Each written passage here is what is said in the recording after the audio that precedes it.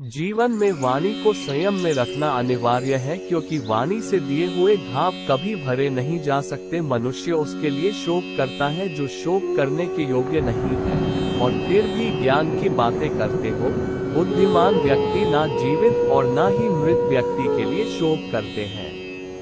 मैं हमेशा तुम्हारे साथ और तुम्हारे आसपास रहता है, चाहे तुम कुछ भी कर रहे हो। जो हुआ अच्छा हुआ, जो होगा अच्छा होगा।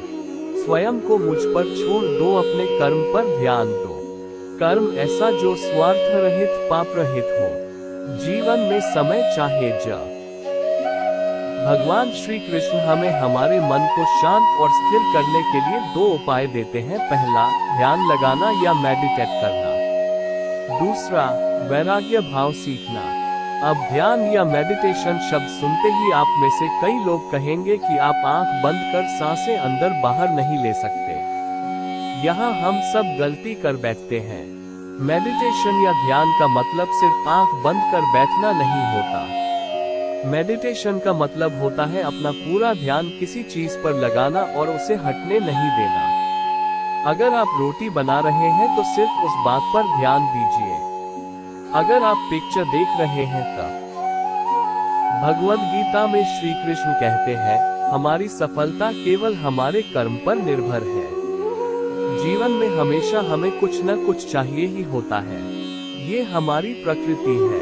अब इन सब आशाओं और महत्वाकांक्षाओं को पूरा करने के लिए कर्म तो हमें करने ही पड़ते हैं। अब आप कर्म किस भाव से करते हैं, यह आप पर निर्भर है। आपके कर्म के पीछे जो भावना होती है, वह आपके संतोष का सबसे बड़ा कारण बन सकती है। अब यह आप पर है कि आप अपने कर्म को धर्म समझकर करें या बोझ समझकर। आपके कर्म को आप कौन सी भावना से करते हैं, वो पूर्ण रूप से आप पर है। लेकिन करना तो पड़ेगा, इस तरह या उस तरह।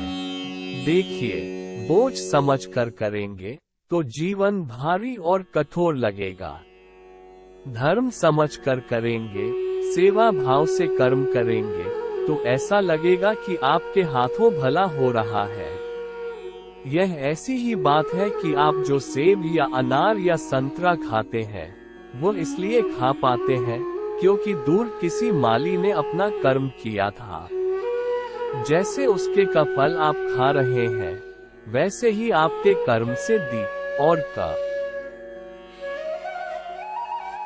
हम सब इस बात को किसी ना किसी रूप में मानते ही हैं और करते भी हैं। जैसे जब हम ऐसी नौकरी करें जो हमें उतनी पसंद नहीं होती, लेकिन उस नौकरी से हमारा घर चल रहा हो या हमारा परिवार खुश रह रहा हो, तो हम हमारा मोह छोड़ देते हैं।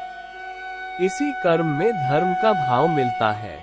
भगवान श्री कृष्ण हमें समझाते हैं कि हम समाज में रहते हैं तो उसके प्रति हमारे कुछ उत्तरदायित्व और कुछ कर्तव्य होते हैं। जैसे अच्छा नागरिक होना, अपने माता पिता का ख्याल रखना, अपने बच्चों की अच्छी परवरिश करना।